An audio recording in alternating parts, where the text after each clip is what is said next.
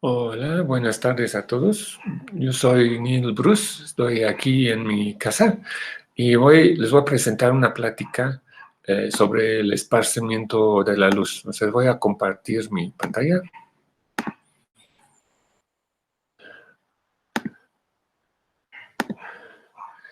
y la presentación. Muy bien. Entonces el título de la plática es el esparcimiento de la luz en el ICAT. Primero una disculpa a mis compañeros del ICAT, porque sé que no soy el único que hace esparcimiento, pero pues soy el primero en pensar en el título, entonces ya lo gané. Y esta imagen es un concierto de Pink Floyd. Se ve el efecto de los láseres, de las luces aquí con las partículas que echan el aire. Ese es por esparcimiento, entonces ves toda la trayectoria de los haces aquí. Entonces, cuando yo estaba estudiando el doctorado en el Imperial College en Londres, uno de los académicos, los profesores ahí, Robin Smith, nos contó la anécdota que a los principios de los 70 ya estaba empezando a usar láseres en conciertos, pero todavía no había empresas que hacían ese trabajo de poner los láseres, de arreglar todo, de echar lo de las partículas en el aire. Entonces, las bandas iban a las universidades para pedir a los académicos ahí apoyo para poner sus luces. Entonces, Pink Floyd fue al Imperial College y Robin Smith les puso los láseres y las partículas, todo para tener su show de láseres. Si buscas en internet hoy en día puedes encontrar un número muy grande de empresas, entonces, que hacen esto que tú puedes pedir la fuente de luz que necesitas, el color, el tamaño de partículas que quieres para ver diferentes efectos. También si flota mucho tiempo o si hunde muy rápido. Entonces, desde esos inicios ya es una industria de mucho dinero. Entonces, lo que voy a platicar es una pequeña introducción con algunas de las personas que han contribuido a esto, el estudio de esparcimiento, aplicaciones, esparcimiento en superficies y en volúmenes, luego un poquito de lo que hemos hecho nosotros, esparcimiento en superficies y en volúmenes también, o sea, bueno, lo que hemos hecho en el ICAT y conclusiones. Entonces, solo para ver los términos que voy a usar, difracción es para superficies deterministas, entonces rejillas, agujeros, superficies periódicas, y esparcimiento es en superficies con algo de rugosidad, con algo de aleatoriedad, algún defecto. Es esparcimiento de los defectos, aunque puede ser una rejilla de difracción, pues de los defectos te da esparcimiento. Mientras en partículas y volúmenes todo es esparcimiento. Entonces, no importa si hay aleatoriedad o no, todo es esparcimiento. Y el término de dispersión en otras áreas se usa para lo que debe ser esparcimiento, pero en óptica lo usamos para describir la variación de índice de refracción con la longitud de onda. Entonces, el experimento de Newton con un prisma se separa los colores de la luz del sol porque el índice de refracción es diferente para cada color. Ese es por la dispersión del vidrio. Entonces, un poquito de las personas importantes en el desarrollo de esparcimiento. El primero, esparcimiento es un problema de difracción, entonces ese viene de Grimaldi y Hooke, 1650 más o menos, aquí están. Este es una imagen del siglo pasado porque Newton destruyó todas las imágenes que había de Hooke en su época, que eran enemigos mortales por ahí. Entonces esa es una imagen que pensamos que se veía así, el Hooke. Luego, 1678, Huygens empezó con la parte teórica.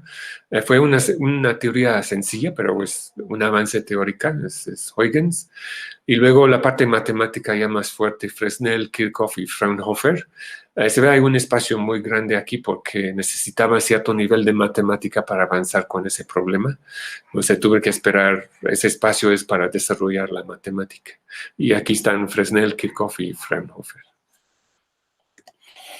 Luego la parte de esparcimiento empieza realmente con Lord Rayleigh, es aquí, con partículas pequeñas, 1871, ese es porque el cielo es azul, es por esparcimiento de las moléculas, cosas muy pequeñas en el cielo. Teoría de perturbación, 1895, que después se encontró muchas aplicaciones en muchas diferentes áreas.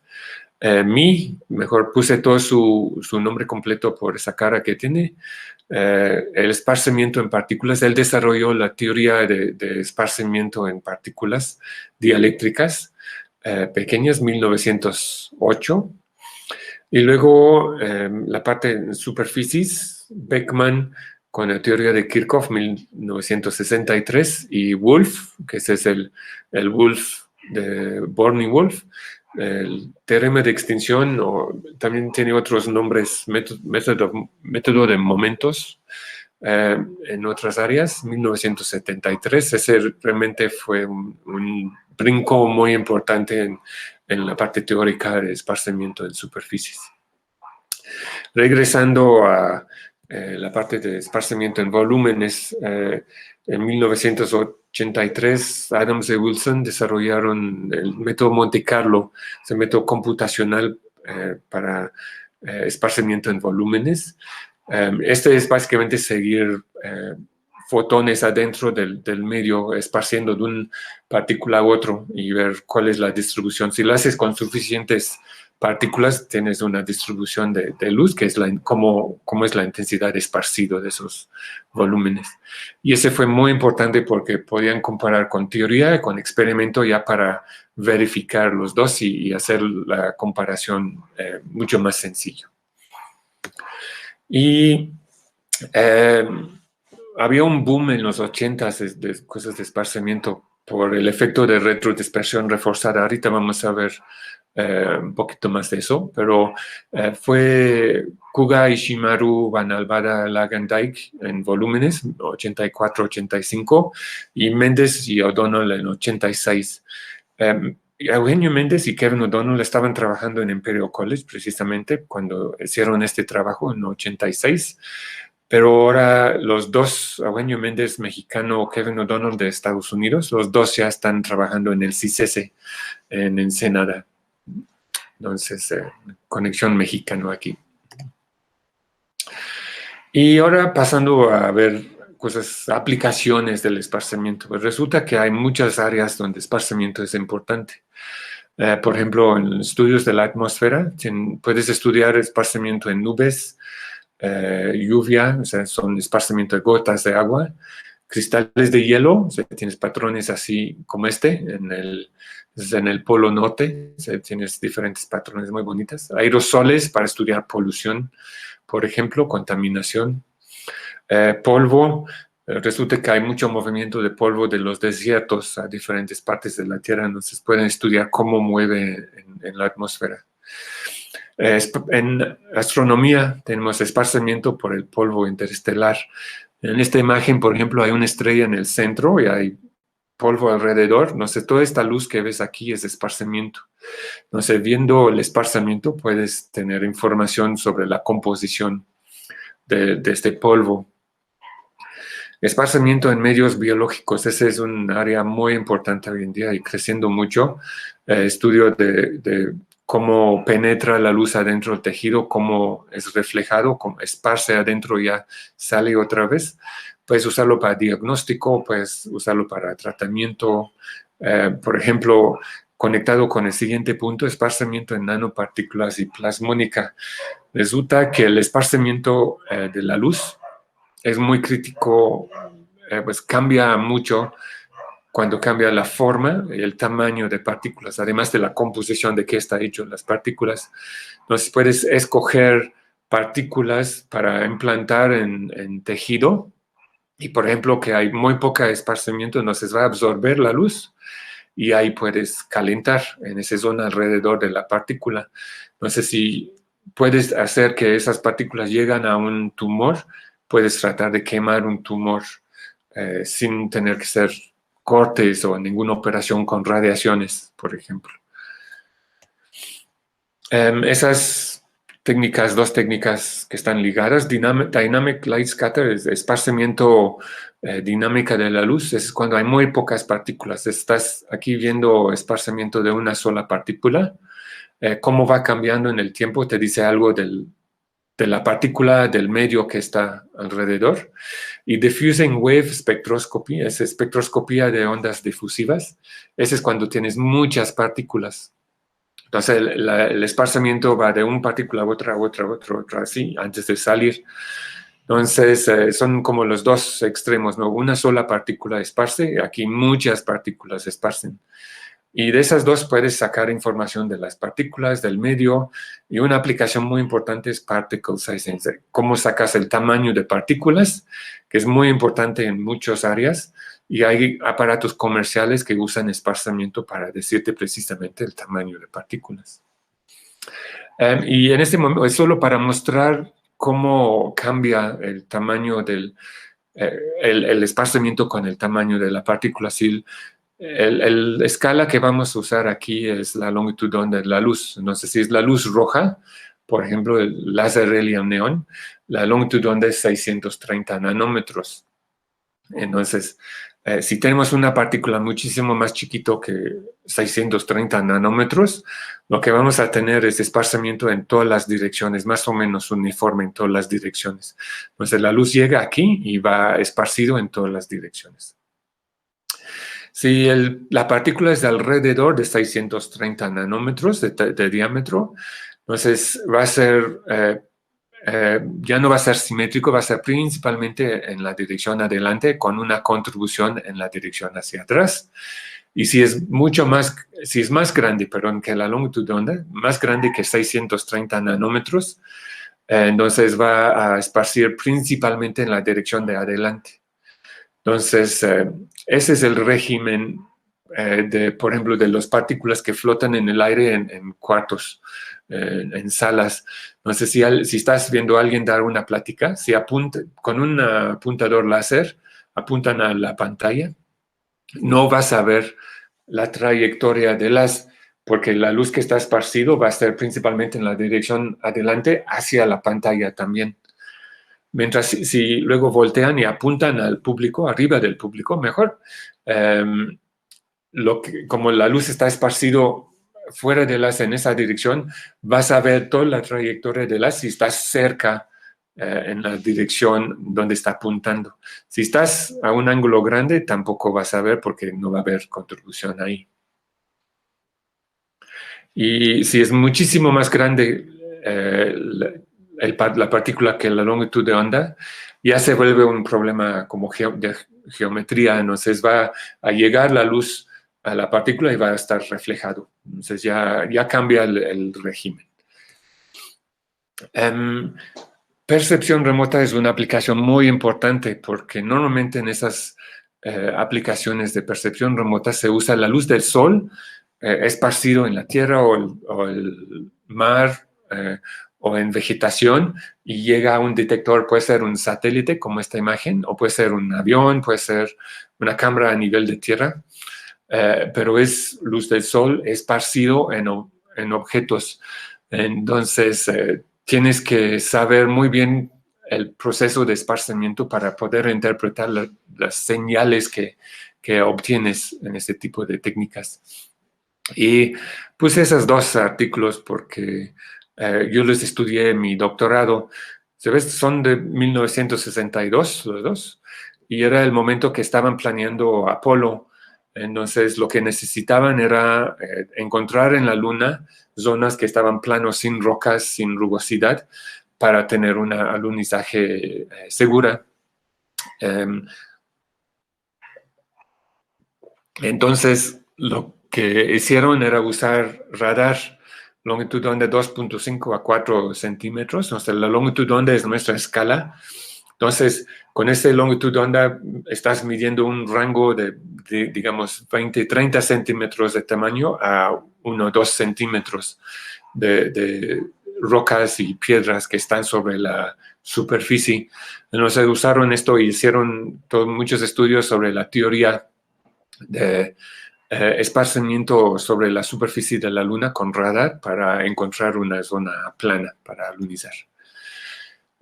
Otra aplicación muy importante es microscopía, porque si ves en los libros de texto, en los artículos, tienen figuras como esta que son muy bonitos, que tienen bien en todos los rayos, pasan donde está el objeto, que es este plano en este caso, siguen los rayos y se enfoca bien bonito en el ojo.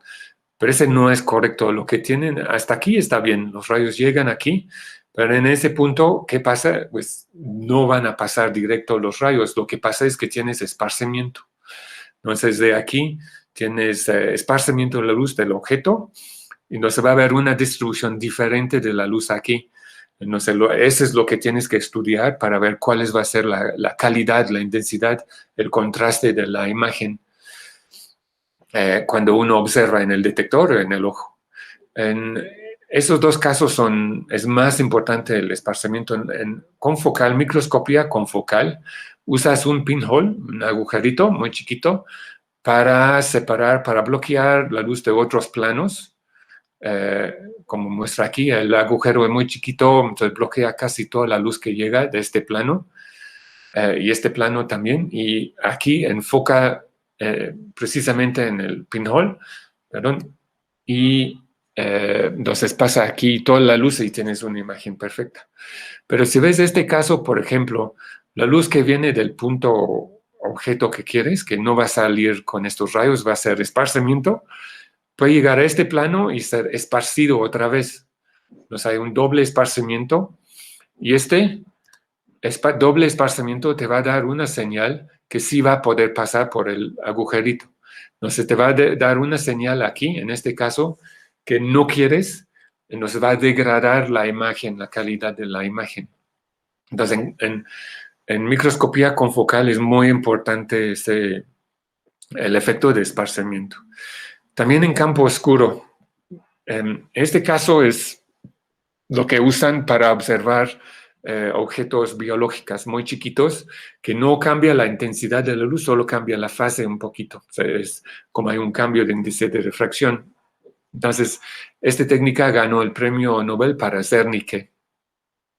Entonces, lo que haces aquí es iluminas con un cono de luz, solo un cono de luz, bloqueas la parte central y tienes una máscara después de la muestra que bloquea ese mismo cono de luz. Entonces, la luz que pasa directo va a estar bloqueado por esta máscara aquí. Entonces, la única luz que va a quedar aquí es la luz esparcido. Aquí dice scattered light.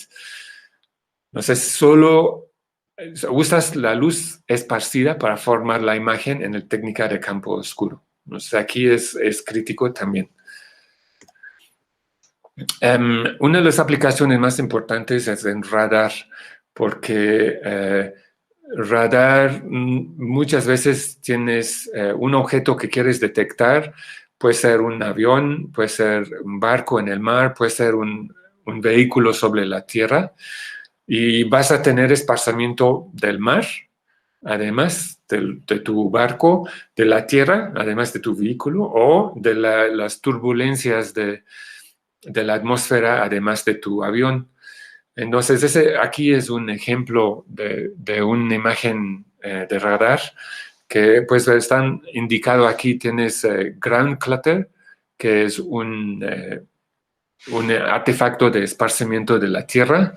Urban spike, ese viene de edificios. Weather, ese viene de esparcimiento de nubes o de lluvia.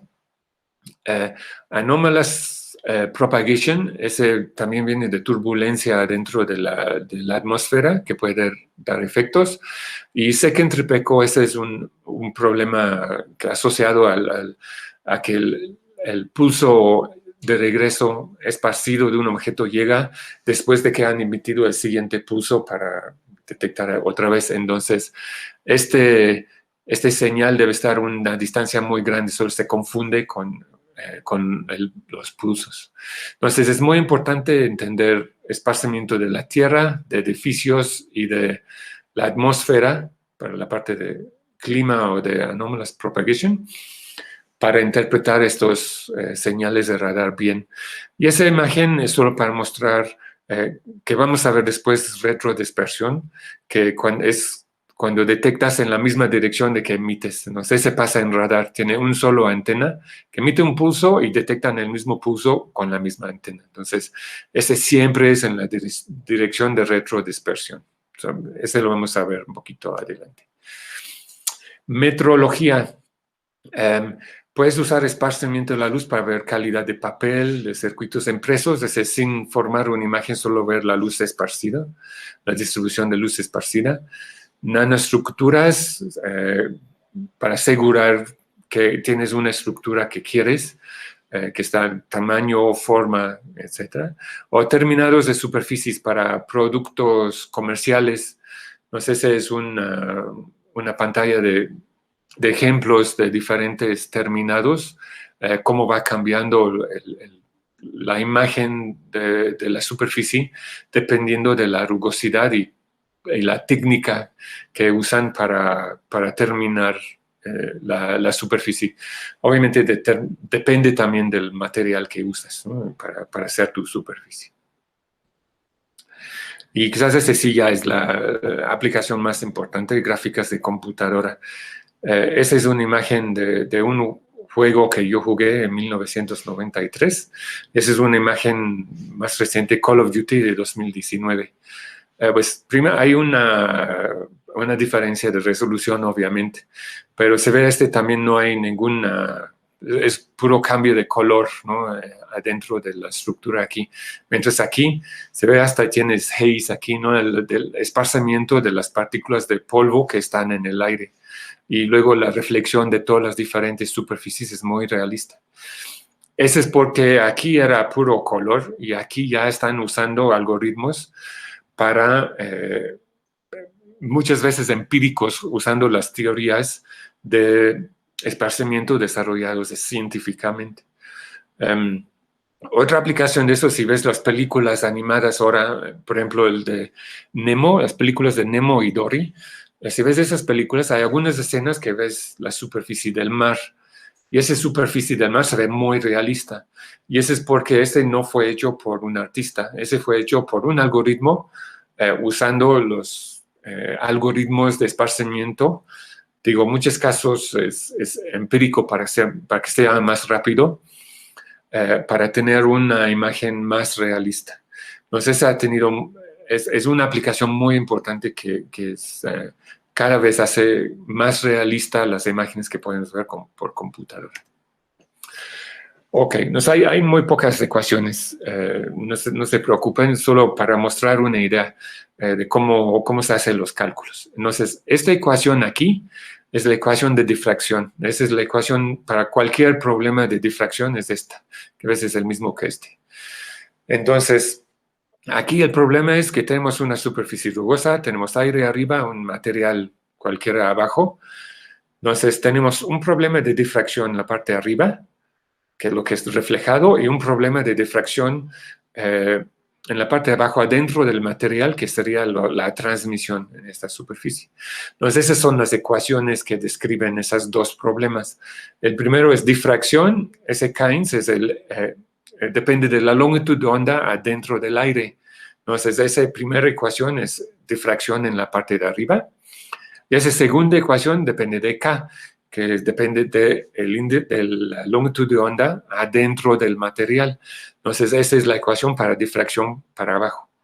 Y están acoplados porque tenemos el campo eléctrico y los corrientes en la superficie. Ese aparece en las dos ecuaciones. Entonces, podemos usar esas dos ecuaciones para resolver, para calcular cuáles las cargas y los corrientes sobre la superficie.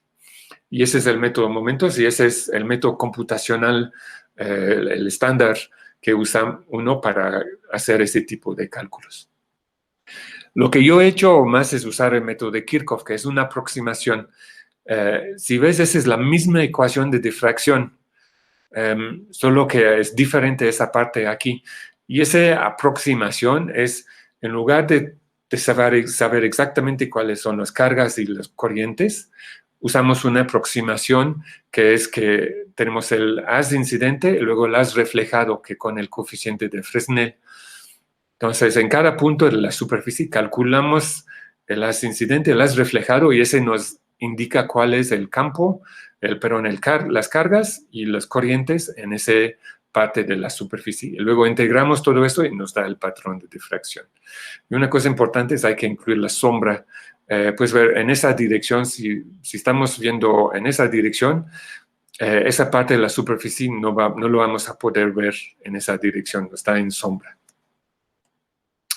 Y hay esparcimiento sencilla que pega una vez y esparcimiento doble que pega 2 veces en la superficie. Entonces vamos a poder separar en esas dos para ver diferentes efectos en los dos términos.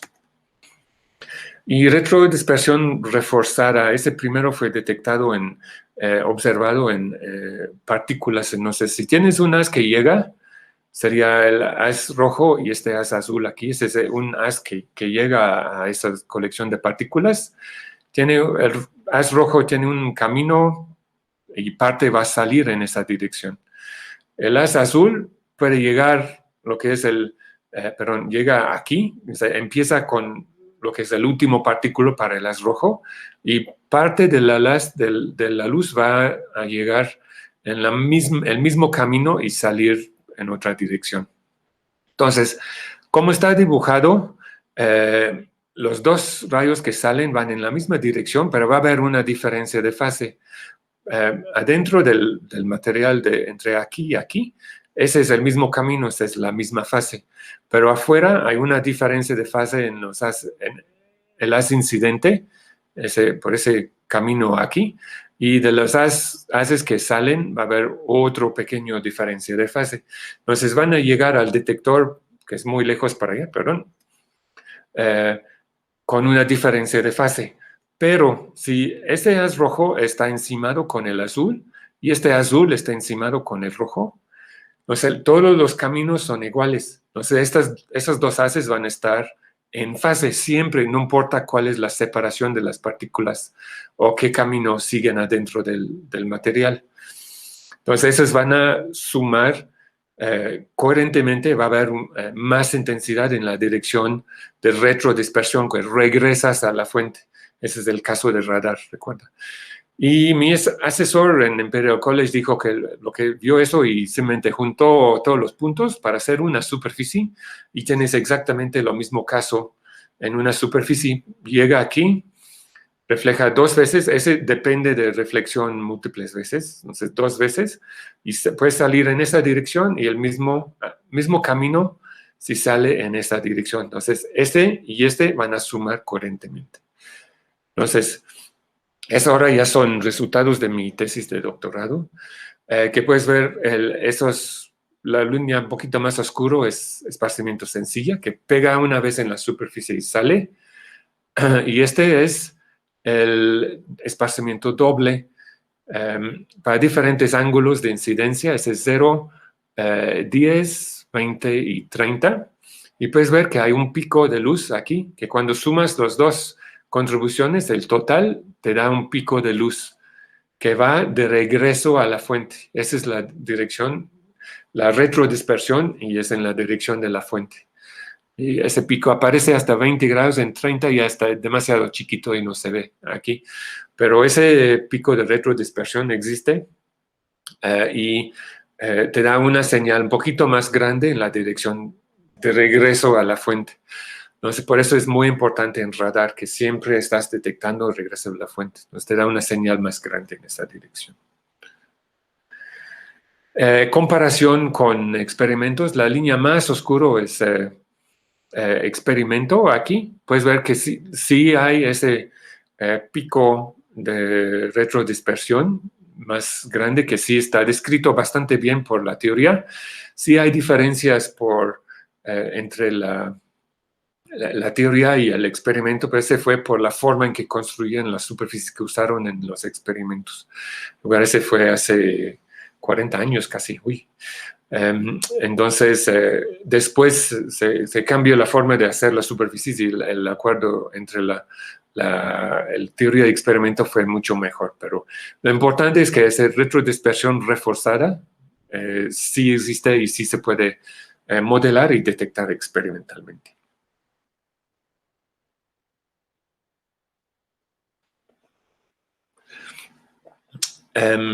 Puede ser, lo detectamos, puede ser en diferentes longitudes de onda. Ese es infrarrojo cercano, 1.15 micras, y también hay esa estructura de un pico, y ese es con luz roja, la luz del helio-neón. Y este fue por el doctor Oscar Rodríguez, que ahora es un académico aquí en el ICAT. En su tesis de licenciatura 2003, se ve en esta estructura aquí, ese pico de luz aquí rodeado por una parte oscura. Esa es retrodispersión reforzada, o sea, lo medimos en el ICAT también. Puedes medir en diferentes formas de superficies. Las superficies anteriores eran más suaves, no es más suave. Aquí es más triangular la superficie. Hicimos un modelo teórico para describir el esparcimiento, medimos las superficies y tenemos muy buen acuerdo entre teoría y experimento. Eso ya fue publicado en 2007. Entonces, le extendimos a diferentes tipos de superficies esa teoría. Y ese es pues chistoso, no sé si tiene alguna aplicación, pero es, si tienes una superficie tipo rectangular, es aleatoria porque el ancho y la profundidad de todos esos surcos es aleatoria, pero puedes como codificar información en esta, o sea, tomando por pares, pero empezando en el centro, esas dos, controlas la diferencia de profundidad y la separación para tener una contribución coherente o corriente positiva y corriente negativa. Es tener interferencia constructiva o interferencia destructiva entre las contribuciones de esos dos surcos, y puede ser con toda la superficie. Terminas con algo que es aleatoria, básicamente, también, porque las diferencias, el control que tiene que ser es muy chiquito. Pero cuando ves los patrones de esparcimiento, ese es sin el control de los diferentes surcos. Con el control para tener interferencia constructiva, ves que tenemos esa duplicación de la intensidad en la dirección de retrodispersión. Si pones la interferencia destructiva, puedes tener este señal. Y si tienes intermedio, puedes tener parcialmente constructivo, parcialmente destructiva. Entonces, tenemos teoría y experimento de esto también para publicar. Y también extendemos a esparcimiento vector electromagnético. Todo lo anterior es difracción escalar sin cambios de polarización, pero lo podemos hacer lo mismo con esparcimiento vector electromagnético. Entonces, ese sí incluye despolarización. Entonces, la superficie ya es como tridimensional y podemos calcular copolarizado y polarización cruzado, que es lo que usan en radar principalmente, ese tipo de imágenes de esparcimiento, y podemos calcularlo, esparcimiento sencillo, esparcimiento doble, y puedes ver retrodispersión reforzada en esta parte acá. Acá está. En la parte copolarizado, o sea, el mismo polarización incidente detectado. Si ves polarización cruzado, ya no hay contribución en esas dos. Ok, esparcimiento en volúmenes. Pues aplicación médicas puede ser diagnóstico o tratamiento. Diagnóstico usan cambios en transmisión o reflexión. Pueden usar fluorescencia con moléculas que se pegan a las células enfermas. Tienen que ver cómo pegarlos a las células enfermas. Esa es otra plática. Efectos no lineales puedes usar también. Y tratamiento activación de medicinas por luz, o la parte de plasmónica, lo que platiqué antes. Aplicaciones, pues lo que hemos estudiado nosotros es esparcimiento en el ojo, principalmente por efecto de cataratas. Esa sería una imagen normal, y si tienes cataratas tienes como fuera de foco, todo es todo blurring, y tienes en la noche, tienes fuentes de luz como las luces de los coches se vuelven muy grandes por el esparcimiento. Y hemos estudiado un poquito de esparcimiento en tejido. O sea, ¿qué pasa si pones un láser en un dedo? Eso es lo que ves. No puedes ver los huesos adentro porque hay tanto esparcimiento que la luz va por todos lados y no puedes tener una imagen clara del hueso como con un rayos X, digamos. Entonces, esparcimiento en el ojo, hay mucho estudio de eso. Los point spread functions es qué tan buena es la calidad de la imagen de 4 diferentes personas. Puedes ver que no es muy bueno para nada. Hay mucha luz esparcida alrededor y depende de la edad, depende de la calidad del ojo. Pero afortunadamente tenemos el cerebro, el ojo está directamente pues es parte del cerebro, de hecho, entonces puede interpretar eso. Pero lo que decimos nosotros es hacer un modelo para esparcimiento del ojo, adentro del ojo, que es el método Monte Carlo que usamos. Usamos trazo de rayos en las superficies esféricas, por ejemplo, la lente, la córnea, todos son superficies esféricas. Supusimos cataratas nucleares en el centro de la lente. Usamos esparcimiento de Mie, doble paso, eso significa que va adentro y luego afuera. Y incluimos esparcimiento en la retina. Ese es el modelo. No pasó mucho tiempo, solo hay muchas capas aquí, pero esa es una simplificación. Hay muchas más capas en un ojo real que habría que tomar en cuenta. Pero ese es uno de los modelos que encontramos en la literatura que se ha usado para ese tipo de aplicaciones.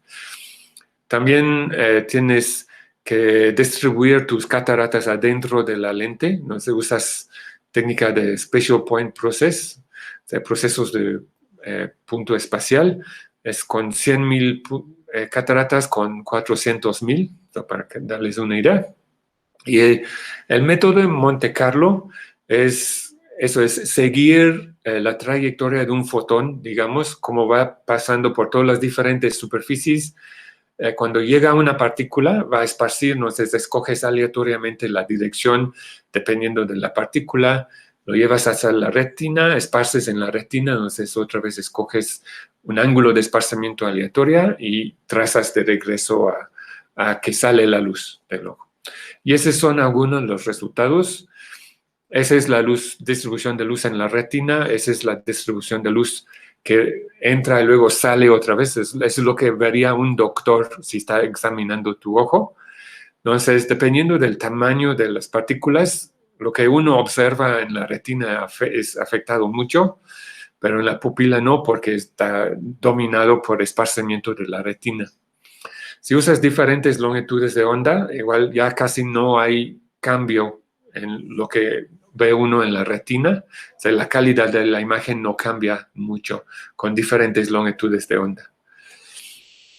Y si cambias el número de cataratas, ese quizás es el resultado más sorprendente. Tampoco cambia la calidad de la imagen que uno ve, cambiando el número de partículas, número de cataratas en el ojo. O sea, si cambia el tamaño de la catarata, ese sí afecta más, y no el número de partículas. Y igual otra vez el esparcimiento en la retina domina lo que va a observar un doctor. Entonces esperemos que se pueda ayudar a la interpretación de lo que está observando una persona, o sea, cómo le va a afectar. Y solo si usas 2 diferentes longitudes de onda, el patrón de esparcimiento en la retina cambia para diferentes longitudes de onda, y el punto de intersección aquí depende del tamaño de la partícula. Entonces, puede ser una forma de extraer el tamaño de la partícula. Esparcimiento en tejido es un problema que hemos trabajado también. Hemos usado pulsos ultracortos que pasa por una muestra usamos un detector muy rápido que se llama un street camera, no entro en detalles. La muestra aquí es una máscara enfrente del detector y se barre toda la muestra, incluyendo la máscara enfrente del detector. Entonces, lo que vamos a obtener es la imagen del borde de esta máscara. Y de ahí vamos a poder sacar información. Pero primero, una cosa importante, ese es un pulso experimental que sale de una mezcla de leche y agua, es esa línea oscura. Entonces, lo que hacemos ahí es, tomamos puntos de esa curva experimental, ajustamos teoría a eso, y la teoría, la ventaja que tiene la teoría es que no tiene ruido. Entonces, podemos sacar la teoría con un detector ideal sin ruido. Entonces, bajamos aquí, que es puro ruido, bajamos a esta curva que es con los cruces. Y luego, una vez que tenemos esto, lo que podemos hacer es ver en diferentes tiempos de integración cómo va cambiando la imagen. Y si aumentamos el tiempo de integración, vamos a obtener aquí esta curva. Entonces, cuando estamos a tiempos cortos, todavía no hay señal, y tiempos largos es toda la señal que estamos integrando. Entonces, tenemos curvas así, y esta curva, como vamos variando, va a haber un cambio en esa curva. Entonces, esa curva aquí, esa imagen, digamos, con tiempo de integración, ese sería un corte en esa dirección. Entonces, si cortamos en esa dirección, lo que estamos obteniendo es la imagen de la máscara, pero como vamos cambiando el tiempo de integración. O sea, estamos integrando cada vez menos fotones en la señal.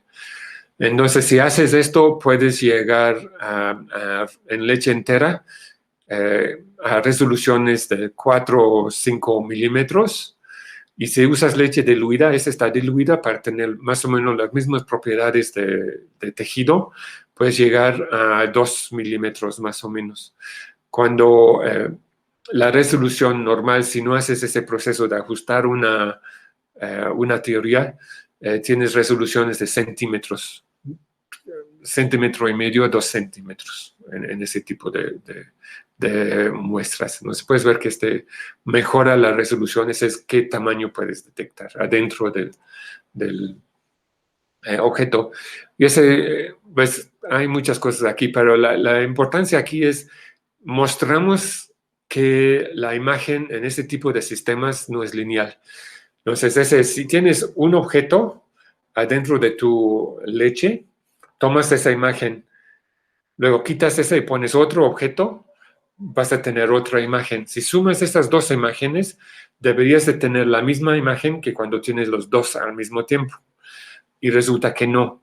Entonces hay una diferencia entre esas imágenes y eso significa que la formación de la imagen no es lineal. Se ve que esas dos gráficas aquí son diferentes. Entonces la imagen no es lineal. Entonces esa es una cosa muy importante que hay que tomar en cuenta cuando estás interpretando ese tipo de imágenes. Ok. Entonces, conclusiones, pues, el esparcimiento de la luz es importante en muchas áreas, muchas diferentes áreas, muy diversas.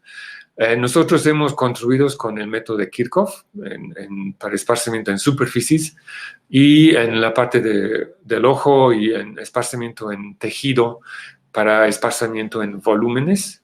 Y lo que estamos haciendo ahora, trabajo ahorita y para el futuro, es medición de la polarización de esparcimiento en superficies, que es con Omar Rodríguez, que recientemente se doctoró, y esparcimiento en superficies con fuentes especiales muy controlados y diseñados, que es una colaboración con mi ex estudiante, el doctor Oscar Rodríguez, que ahora es académico aquí. Y con una imagen que muestra esparcimiento en volúmenes, en las nubes y en la superficie del mar. Ese sería todo. Muchas gracias por su atención y que todos se cuidan, por favor.